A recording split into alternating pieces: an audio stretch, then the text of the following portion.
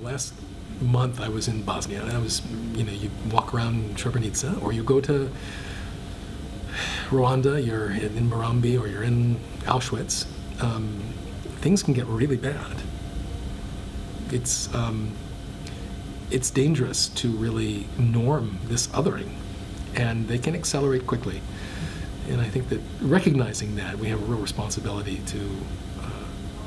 to step up to the enormous suffering that is caused by buying in to this illusion that we are not profoundly interconnected and interdependent.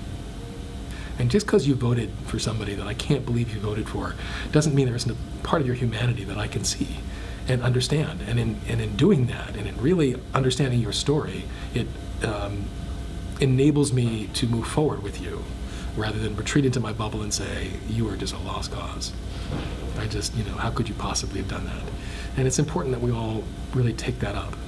And I think it's really important for us to look at this and to understand in a way that runs deeper than, what lever you pull at the polling booth. It's really not all about the politics. It's about what has created these conditions that has enabled our politics to get so rancorous and so nasty.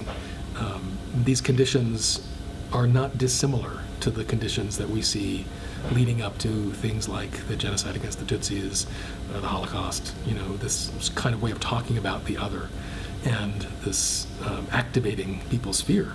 It's recognizable as you look deeply at what you see out there, and it's here, and it's up for us to deal with, and it's up for us to name, and not just see as what the other guys are doing, but to understand that we, as a culture, have an enormous amount of pain.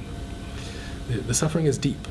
And so how do we find spaces that bring us back into this recognition of this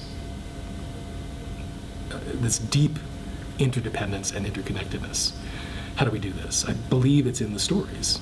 I believe it's our stories from our life that, when you tell me about your joy and your pain and your struggles and your grief, when you tell me that story, something opens in me that is very close to my joy and my pain and my grief, and I recognize something in my body about the fact that we are profoundly connected.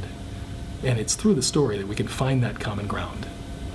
But we have forgotten the necessity of those spaces where we can listen to those stories that prove to us how interconnected we are. And so, in a relationship, and in a family, and in a workplace, and in a prison, and in a school, there are less and less of these opportunities.